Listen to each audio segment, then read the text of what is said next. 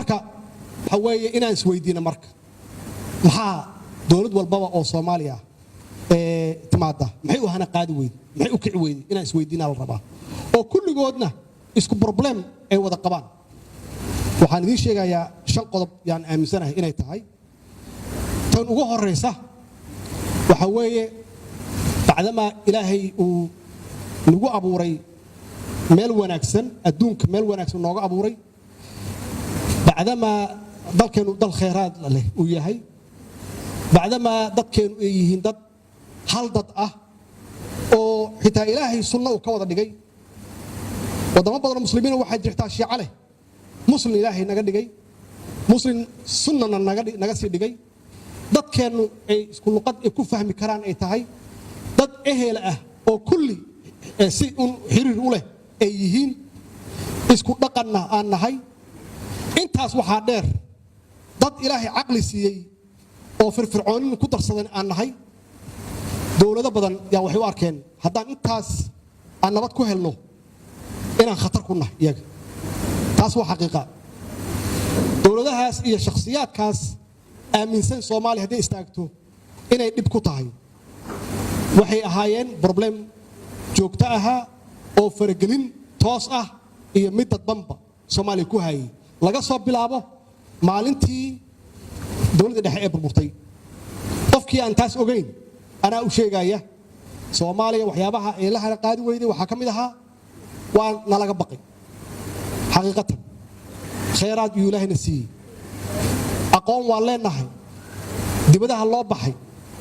dadka jooga Soomaaliya waa dad xoogsata ah oo hal abuur leh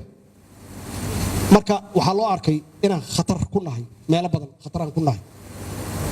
dawladii timaadana saasa loo dhibaa waxa labeeya xooga kubaysan awal waxaan oran jirnay madaxii kooxeedyo iyo warlord iyo yaan ugu yeeri jirnay oo dawladii timaadaba hub kala hortagta iyo inaysan dhaqaaqin haddana argagixis aan haysa waa isla meeshii marka waa xooga kubaysan oo rabta dawladda inay uga hortagto inay hana qaado hub iyo maxaan ku raahdaa iyo violence iyo dagaal taasna waxay ahayd wax jira hadal hore aan u bixiyaa jira oo ahaa siyaasi xanaaqsan ama siyaasi caraysan oo laga soo bilaabo 2000kii 2000 ilaa hadda kuwii waagaas qeylinayay qaarkood hadda wili waa qeylinayaan kuwa badan waa dhasheen oo waa hana qaadeen oo qeyladay barteen iyagana laakiin kuwaasi haddii ay waayeen inay dawladda ka qayb galaan oo xil waayeen xilkana ma ah waxay u qabanayaan dalka wax u taraan ma ahee inay xoolo ka raadiyaan intooda badan maxaa yeelay qofka haddii uusan dan gaara lahayn de ma aha inuu qeyliyo oo de si xaraaq leh oo aan logic ahayn uu dawladda u dhaleeceeyo waa in xitaa ay jirto dawlad uu la socdo uu la shaqeeyo laakiin qof de dawlad alla dawladii timaada usha ka daba qaadanaya wuxuu raadinaya waa dan gaara arrin kala jirta oo inta saacida waa media oo haddana noogu darsoomeen social media ee noogu darsoomeen media-hu waxna waa dhisaan waxna waa dumiyaan waa xaqiiqo weyn waxaan aan rabaa inaan xuso kuwa ugu waaweyn magacooda ma rabo inaan sheego weligood waxay ka hadli jireen wax dhibaato ah waxay ka hadli jireen waxbaa la dilay waxbaa la dhibaateeyey weligood kama hadlaan wax wanaagsan ama hal tallaabo dawladda ay qaaday kama hadlaan macnaheedu waxay tahay shacabka iyo maalin walba waxay ku jiraan sidii ay u qabjabin lahaayeen ama rajada uga qaadi lahaayeen haddii marka ay qayb ka noqon lahaayeen dhismaha dawladda oo ay sheegi lahaayeen wax wanaagsan dawladdu qabatay in dalkan waa burburay dhibaatooyin badan yaa haysta cadaawado badan yaa ku gaadaaman inay gacan siiyaan inta dawladdu ay ka hanan qaado ay ka istaagto markaas istaagtaa la oran karaa dimuqraadiyaad loo baxay oo dimuqraadiyaad la aaday laakiin dawlad aan ciidan lahayn oo institutionkii ama hay'adihii aan u dhisnayn madaxdii wax lagu dhaleeceeyo hadda waxa weeye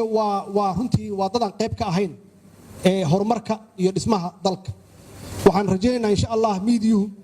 inay dhismaha dawladda iyo dalkooda ka mid noqdaan waliba kuwa gudaha ku jira dhalinyarada ah dadaal iyo ka tahay laakiin kuwa dibadaha jooga